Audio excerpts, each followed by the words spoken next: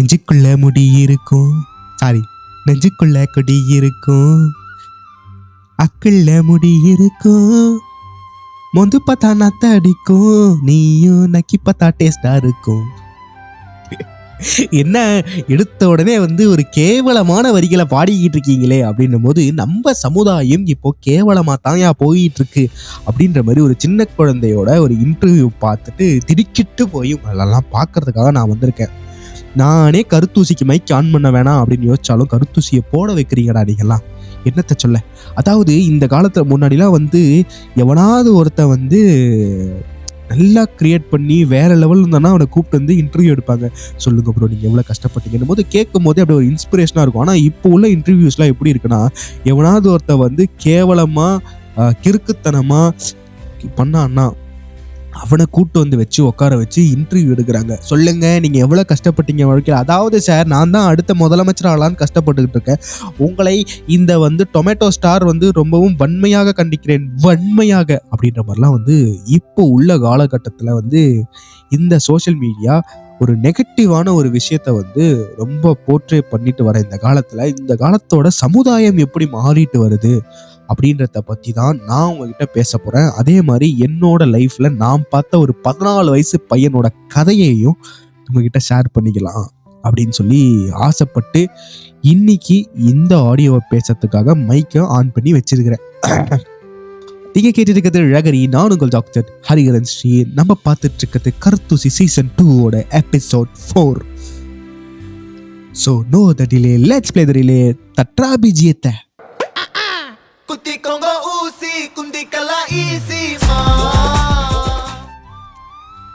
அதாகப்பட்டது என்ன ஆச்சு அப்படின்னு பார்த்தீங்கன்னா, ரீசன்ட் டைம்ஸில் எனக்கு ஒரு பையனை பற்றின ஒரு கதை ஒன்று உங்ககிட்ட சொல்லலாம் அப்படின்னு சொல்லி காத்துன்னுக்கிறேன். ஸோ விஜய் மாதிரி பண்ணலான்னு பார்த்தேன்.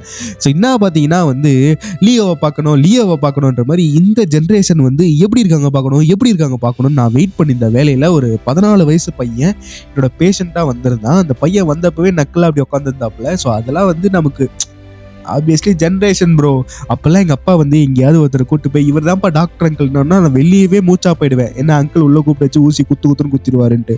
அது மட்டும் இல்லாமல் அவர் டாக்டர்னா எங்கள் 4வது தலைமுறையில் இருக்கக்கூடிய தாத்தா வரைக்கும் எல்லாரும் அவ்வளோ மரியாதையாக பார்ப்பாங்க. ஆனால் இப்போ இந்த ஜென்ரேஷனில் மரியாதையாக பார்க்கக்கூடிய ஒரு ஆள் யாருன்னா இந்த செலிபிரிட்டிஸ் மட்டும்தான். செலிபிரிட்டிஸ்னா தாவாங்கட்டையை தாண்டி குதிச்சு ஓடி போய் கூட காலில் விழுந்துடுறாங்க. ஆனால் ஒரு மட்டைப்பந்தில் அதை ஒரு மட்டையை வச்சு பந்தை அடிக்கிறவனுக்கு அவ்வளோ இது பண்ணுறாங்க, அவ்வளோ செலிப்ரேட் பண்ணுறாங்க. ஆனால் உண்மையாலே ஒருத்த உழைச்சிட்டு வரான், ஒரு இந்தியாவுக்காக இவ்வளோ பெருமை சேர்க்குறான் அப்படின்னா அவங்களெலாம் பெருசாக ஒரு விஷயமா ஒரு செலிப்ரிட்டியாக கன்சிடர் கூட பண்ணுற மாட்டாங்க. என்ன பண்ண நீ, நான் இந்தியாவுக்காக ஒரு பெரிய இது பண்ணியிருக்கேன் அப்படியா, அப்போ நான் ஓரமாக உட்காரு. நீ என்ன பண்ண, நான் நேற்று ரீல்ஸ் போட்டேன் 2 மில்லியன் போயிருக்கு, அப்போ வா ப்ரோ நீ தான் செலிப்ரிட்டி, செல்ஃபி எடுப்போம் அப்படின்ற மாதிரி இந்த ஜென்ரேஷன் மாறிட்டு வர இந்த வேலையில் ஒரு சின்ன பையனோட கதை என் மனசை பிராண்டிக்கிட்டு இருந்தது.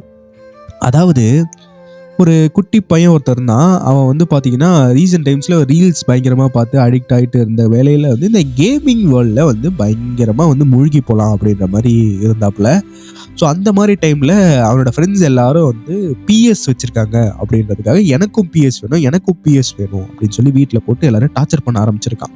அப்படி இருக்கும்போது நானும் இந்த சின்ன வயசில் எங்கள் வீட்டில் போயிட்டு பிஎஸ் வேணும் கேட்டப்போ எங்கள் வீட்டில் கழுத்தாமட்டிலே அடிச்சாங்க. ஆனால் அந்த டைமில் அவங்க வாங்கி கொடுத்துருந்தாங்கன்னா நான் எவ்வளோ மோசமாக இருப்பேன்றதை எனக்கு பிரதிபிம்பமாக அந்த பையன் நின்றுந்தான். ஒரு 14 வயசுல அந்த பையன் அப்படி நின்றுட்டு இருக்க வேலையில் அவங்க வீட்டில் அவங்க தாத்தாவும் பாட்டியும் அவனுக்கு ரொம்ப செல்லமாக இருக்கிறாங்க. ஸோ அவங்க அவனுக்கு பிஎஸ் வாங்கி தரணும் அப்படின்றது முடிவுக்கு வராங்க. இவன் என்ன கேட்குறான்னா, எனக்கு ஒரு செகண்ட் ஹேண்ட் பிஎஸ் வாங்கி கொடுங்க, அதோட விலை வெறும் 20,000 ரூபாய் தான் அப்படின்னு கேட்குறான். PS5. அவங்க தாத்தா என்ன சொல்றாங்கன்னா, நம்ம எப்பேற்பட்ட ஃபேமிலி, என்ன மாதிரி பரம்பரை, எப்படிப்பட்ட இதுல வந்துட்டு இருக்கோம், நீ என்ன செகண்ட் ஹேண்ட்ல கேட்குற, what do you think about us, I don't like this, go and buy fresh new PC அப்படின்ற மாதிரி புதுசாக ஒரு பிஎஸ் வாங்கி கொடுக்கலாம் அப்படின்னு சொல்லி ஒரு 50,000ல் அவனுக்கு ஒரு பிஎஸ் ஒன்று வாங்கி தராங்க.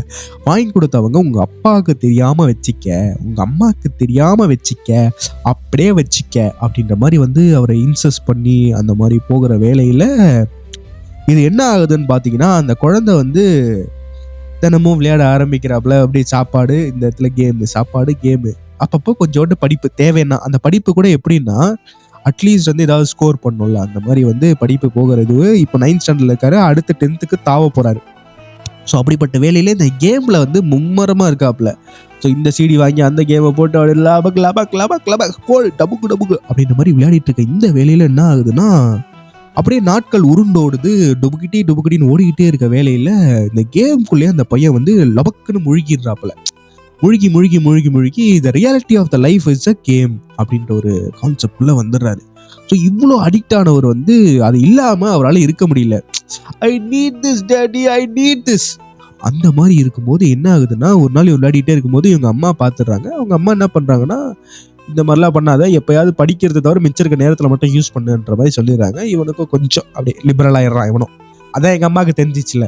இதே மாதிரி ஒரு நாள் போயிட்டு இருக்க நேரத்தில் இவங்க அப்பாவுக்கும் தெரிஞ்சிருது, பிஎஸ் வச்சிருக்கான் அப்படின்ற மாதிரி. அப்படி சொல்றீங்கன்னா அப்போ வீட்டில் என்ன ப்ரோ நடக்குது அப்படின்ற மாதிரி நீங்கள் யோசிப்பீங்க. என்னன்னா, அப்பா அம்மா வந்து கொஞ்சம் ஒரு நல்ல ஒரு பெரிய ஜாப்ல இருக்காங்க. அந்த ஜாபுக்கு போயிட்டு வர்றதுக்கான சுச்சுவேஷன்ஸ் நடக்குதுன்னு வைங்க. ஸோ அப்படி இருக்கும்போது வீட்டை கண்டுக்க மாட்டாங்க. ஆப்வியஸ்லி தாத்தா பாட்டி தான் வளர்க்குறாங்க அப்படின்ற ஒரு சுச்சுவேஷன் நடக்கும் இல்லையா? ஸோ இந்த தாத்தா பாட்டி வளர்க்கறதுனால எங்கள் அப்பா நல்லா பார்த்துப்பாரு, என்னையே வளர்த்துட்டார்ல, எங்கள் அம்மா நல்லா பார்த்துப்பாங்க, என்னையே வளர்த்துட்டாங்கல்ல அப்படின்ற ஒரு கான்செப்ட்ல இருக்கும்போது, அப்பா அம்மா நமக்கு இருக்கும்போது ஸ்ட்ரிக்டா இருப்பாங்க. அதுவே பேர பசங்கன்னா வேற மாதிரி மாறிடுவாங்கன்ற கான்செப்ட் நம்ம யாருமே யோசிக்க மாட்டோம். அப்படி இருக்கும்போது பேரன் தானே, ஜாலியாக தானே, கேம் தானே விளையாடுறான், வேற என்ன மற்ற பசங்களை மாதிரி என் பையன் அந்த பொண்ணை போய் இப்படி பண்றான், இந்த பையனை போய் அப்படி பண்றானா? இல்லையே, ஊர்வம்புக்கே போக மாட்டானே, வீட்டுக்குள்ளே இந்த கேம் தானே விளையாடுறான் அப்படின்ற ஒரு கான்செப்ட்ல இருந்த வேலையில இவங்க அப்பா என்ன பண்றாருன்னா, இதை பார்த்து டென்ஷன் ஆயிடுறாரு.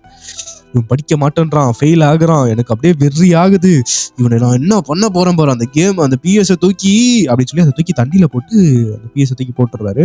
அதுக்கப்புறம் இந்த PS5 வந்து ஒர்க் ஆக மாட்டேங்குது. அப்புறம் அந்த பையன் திரும்ப அதை ரிப்பேர் பண்ணி வச்சு ட்ரை பண்றான், எதுவுமே வேலை செய்யல. இந்த இதுல வந்து திடீர்னு சரக்கு நிறுத்துற அந்த ஆள் எப்படி மாறுவானோ அந்த மாதிரி வந்து ஒரு குடிகாரனா மாறின மாதிரி வந்து, அந்த கேம் இல்லைன்னா எவ்வளோ டேஞ்சரா மாறுமோ அந்த அளவுக்கு டேஞ்சர் ஆகிறான் இந்த பையன். ஃபுல் ஃப்ரஸ்ட்ரேஷன்ல இருக்காப்ல. ஸோ இந்த ஃப்ரஸ்ட்ரேஷன் கண்டினியூ ஆக ஆரம்பிக்குது. கடைசியில் அவனை எத்தனை ரீஹாபிலிட்டேஷன் சென்டர்ல போடுற அளவுக்கு அந்த பையன் வந்து மாறிடுறான்.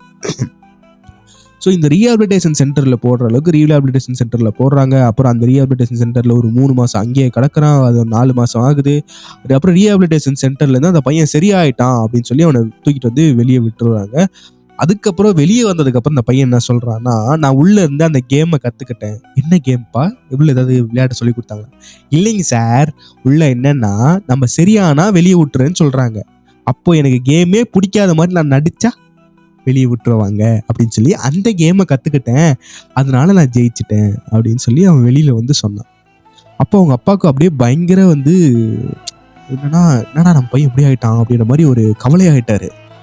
அதுக்கப்புறம் நாட்கள் கொஞ்சம் கொஞ்சமாக போக இவன் என்னன்னா, இவங்க தாத்தா பாட்டி தான் இவனுக்கு சப்போர்ட் பண்ணுறாங்க. அப்போ அவனை பொறுத்த வரைக்கும் இவங்க தான் நல்லவங்க, இவங்க பேரண்ட்ஸ் வந்து இவனுக்கு சப்போர்ட் பண்ணல, அப்போ இவங்க 2 பேரும் கெட்டவங்க அப்படின்ற ஒரு மைண்டுக்குள்ளே போக ஆரம்பிச்சிட்டான். பிகாஸ் எனக்கு எது வேணுமோ அதை வாங்கி கொடுக்கறது எங்கள் தாத்தா பாட்டி தான், ஆனால் அது எனக்கு வேணான்னு சொல்கிறது என்னோட அப்பா அம்மா. அப்போது they are bad, he is good அப்படின்ற ஒரு கான்செப்ட்குள்ளே போயிட்டான். ஸோ என்னன்னா, என்னோட ஜென்ரேஷனில் எங்கள் அப்பா கிட்ட நான் ஏதாவது கேட்டேன்னா கண்டிப்பாக கிடைக்காதுன்றதுனால தான் நான் கேட்பேனே. அதே மாதிரி எங்கள் அப்பாவும் கான்ஃபிடென்ட்டாக அதை வாங்கி தர மாட்டார். பட் அது வாங்கணுன்ற ஆசையும் கனவும் மட்டும் என் மனசில் எப்போவுமே இருந்துக்கிட்டே இருக்கும். அது ஏன் தேவையில்லை, அது ஏன் அப்போ வேணான்னு சொல்கிறான்றதே இப்போ தான் எனக்கு புரியுது. பட் அந்த ஜென்ரேஷனில் அந்த பசங்களுக்கு அதை கூட புரிஞ்சிக்கிற கெப்பாசிட்டி இல்லாத அளவுக்கு இப்போ மாறிட்டு வராங்க. பிகாஸ் ஆஃப் த தாத்தா பாட்டி செல்லம் அப்படின்னு சொல்லலாம். ஸோ இது என்ன ஆகுதுன்னா, இந்த பையனுக்கு ஒரு கட்டத்துக்கு மேலே வந்து அந்த கேம்ஸ் இல்லை, அந்த இதில் வந்து ஒரு ஃப்ரஸ்ட்ரேஷன் ஆக ஆரம்பிக்கிறான். லைட்டாக ஃபிட்ஸ் வர மாதிரி ஆரம்பிக்குது. இது அப்படியே கொஞ்சம் கொஞ்சமாக கண்டினியூ ஆகிட்டே வருது. இப்போ வந்து அந்த பையன் வந்து முழுமையாக நம்பக்கூடிய, வாழ்க்கையிலே நான் முழுசாக நம்பக்கூடிய பர்சன் யாருன்னா என்னோட தாத்தா பாட்டி மட்டும்தான். இதை ஏன் இன்னைக்கு சொல்ல வரேன்னா, இந்த சமுதாயத்தில் இப்போ வர சோஷியல் மீடியாவில் பல கண்டென்ட்ஸ் வந்து நெகட்டிவாக போட்டு நெகட்டிவான விஷயத்த வந்து ட்ரெண்ட் பண்ணிக்கிட்டு இருக்காங்க. ஃபார் எக்ஸாம்பிள், முன்னாடிலாம் வந்து ஒருத்தர் மழைன்னு வச்சுட்டு வந்தானா அவன் தான் ஹீரோ, ஓகேவா? ஸோ ஹீரோன்றவன் வெரி குட் காயாக இருந்தான். ஆனால் இப்போல்லாம் ஹீரோன்றவன் ஒரு பேட் காயாக இருந்தால் தான் வைப் பண்ணுறாங்க, செமையாக இருக்குன்னு சொல்கிறாங்க, அவனை தான் வந்து பாராட்டுறாங்க. ஹீரோ ஒரு 4 பொண்ணை லவ் பண்ணுறான்னா, பா அவனை மாதிரி வாழணும்டா அப்படின்னு சொல்கிறாங்க. அதுவே ஒருத்தன் ஒரே பொண்ணை லவ் பண்ணி ஒரே பொண்ணை கல்யாணம் பண்ணுறான்னா அது தப்புன்னு சொல்கிறாங்க. இந்த ஜென்ரேஷனோட எப்படி சொல்கிறது, இந்த ஜென்ரேஷனில் வந்து நாங்கள் படிக்கும் போதெல்லாம் வந்து எவனாவது பெரியவங்களை மதிச்சானா அவனை நல்லவன் சொன்னாங்க. ஆனால் இப்போலாம் எவனாவது பெரியவனை கெட்டவன், பூமரு, அசிங்கமாக பேசுகிறான் அப்படின்னா அதை வந்து வைப் பண்ணிட்டு வராங்க. ஸோ இந்த ஜென்ரேஷன் கேப்புன்றது ஒரு ஜென்ரேஷனோட தலையெழுத்தையே மாற்றிட்டு வருது அப்படின்றது தான் நான் வந்து ரொம்ப ஃபீல் பண்ண ஒரு விஷயம். நீங்கள் உங்களோட செலிப்ரேஷனுக்காக வந்து ஒரு நெகட்டிவான விஷயத்த ப்ரொமோட் பண்ணிட்டு வர சோஷியல் மீடியா வியூவர்ஸ் கிட்ட நான் சொல்கிற விஷயம் என்னென்னா, அப்போதைக்கு வைபுக்காக நீங்கள் அதுக்கு லைக் பண்ணுறீங்க, ஷேர் பண்ணுறீங்க, சிரிக்கிறீங்க, இது பண்ணுறீங்க. ஆனால் கொஞ்ச நாள் கழித்து திரும்பி பார்த்தீங்கன்னா உங்களோட ஜென்ரேஷனை மாற்றுறதுக்கான ஸ்டெப்பு மொத்தத்தையும் நீங்கள் தான் எடுத்து வச்சுருக்கீங்க. அன்றைக்கி ஒருத்தன் பைக்கில் வேகமாக போகும்போது அவனுக்கு வைப் பண்ணீங்க, இன்றைக்கி அவன் டிடிஎஃப் வாசனாக வந்து நிற்கிறான். அதுக்கு நான் டிடிஎஃப் வாசனை கம்ப்ளீட்டாக தப்புன்னு சொல்லலை. பட் பொதுமக்கள் நிறைய இருக்க இடத்துல இது பண்ணுறது தப்பு இல்லையான்றது கூட யோசிக்காத அளவுக்கு ஒருத்தன் இருக்கான்னா அதை வந்து உருவாக்குனது நம்ம தான். நான் என்ன வீடியோ போட்டாலும் என் வியூவர்ஸ் பார்ப்பாங்கன்னு நினச்சி ஒருத்தன் வந்து தான் கொடுக்குற ஒரு ட்ரெஸ்ஸு இதுவெல்லாம் வந்து எடுத்து போடும்போது வாங்குறவனை அசிங்கமாக திட்டி கான்ஃபிடெண்ட்டாக போடுறான்னா அதுக்கும் வியூஸ் கொடுத்து அவனையும் வளர்த்து விட்டது நம்ம ஜென்ரேஷன் தான். ஸோ நான் சொல்லக்கூடிய விஷயம் என்னென்னா, எதையாவது ஒரு விஷயத்த வளர்த்து விடுறதுக்கு முன்னாடியோ இல்லை எதையாவது ஒரு விஷயத்த கற்றுக் கொடுக்கறதுக்கு முன்னாடியோ அது சரியா தப்பான்னு யோசிச்சு பண்ணுங்க. இது சரியா தப்பான்னு சொல்லும்போது எனக்கு ஜெயகாந்தன் எழுதின ஒரு அற்புதமான ஒரு வரி ஒன்று இருக்குது. இந்த உலகத்தில் எதுவுமே சரி தவறுன்றது கிடையாது, அவரவர் வளரும் சூழ்நிலையும் அவரோட சுச்சுவேஷனும் தான் வந்து அந்த சரி தவற முடிவு பண்ணுது அப்படின்ற மாதிரி சொல்லியிருப்பாரு. ஸோ உனக்கு சரியாக படுறதெல்லாம் எனக்கு தவறாகவும் செய்யலாம், எனக்கு தவறாக படுறதெல்லாம் உனக்கு சரியாகவும் படலாம் அப்படின்ற மாதிரி சொல்லுவார். ஆனால் இயற்கை நீதிப்படி சில சரி சில தவறுகள் இருக்கிறது. இதை பண்ணணும், இதை பண்ணக்கூடாதுன்றது. ஒரு 18 வயசுக்குள்ளே இருக்கக்கூடிய ஒரு குழந்தைய, அதாவது 18 வயசுக்குள்ளே இருந்தால் அது ஒரு குழந்தை தான். அந்த குழந்தைய அரைகுறையாக வந்து இன்ஸ்டாகிராம் முன்னாடி நிற்க வச்சு வியூஸ் வாங்க வைக்கிறது தவறு தான். அதை குழந்தைங்க புரிஞ்சிக்க வேண்டிய அவசியம் இல்லை, பேரண்ட்ஸ் புரிஞ்சிக்கணும். சும்மா நான் லீனியண்ட்டாக இருக்கேன்னு சொல்லி ஒரு குழந்தையோட வாழ்க்கையை நீங்களே வந்து அவளே வந்து இன்னும் கொஞ்சம் போக போக ஆஹா ட்ரெஸ்ஸை இப்படி குறைக்கும் போது வியூஸ் ஏறுது, இன்னும் குறைப்போன்னு தப்பான பாதைக்கு லீட் பண்ணிட்டு வரும். ஸோ டியர் பேரண்ட்ஸ், யாராவது இதை கேட்டுக்கிட்டு இருக்கீங்கன்னா இந்த ஜென்ரேஷனை காப்பாற்ற வேண்டிய கடமை உங்ககிட்ட இருக்குது. தயவு செஞ்சு சின்ன வயசில் பசங்களை விட்டுட்டு பெரிய வயசு ஆகும்போது கஷ்டப்படாதீங்க. அப்போல்லாம் ஒரு சின்ன விஷயம் வேணும்னா அதுக்காக நீ நல்லா படித்தாதான், நீ நல்லா மார்க் எடுத்தாதான் நான் உனக்கு இது தருவேன்னு சொன்னதுனால தான் நாங்கள் அதுக்காக ஏங்கி காத்துட்டு இருந்து அது கிடைக்கிற வரைக்கும் அதுக்காக போராடணும். ஆனால் இப்போ உள்ள ஜென்ரேஷனுக்கு எல்லாமே ஈஸியாக கிடைக்கிறதுனால எல்லாத்தையுமே ஈஸியாக எடுத்துக்கிறாங்க, அது தப்புன்றதே புரிஞ்சிக்க மாட்டேன்றாங்க. ஓகே, ஸோ மற்றும் ஒரு சுவாரஸ்யமான ஆடியோவில் உங்கள் காதுகளை கிழிக்கிறதுக்காக நான் ஓடி வந்துட்டுருக்கேன். நீங்கள் கேட்டுட்டு இருக்கிறது உங்கள் அழகரி, நான் உங்கள் டாக்டர் ஹரிஹரன் ஸ்ரீ. அப்புறம் பட்டா நான் சொன்னதை பற்றி கொஞ்சம் யோசிச்சு பாருங்கள்.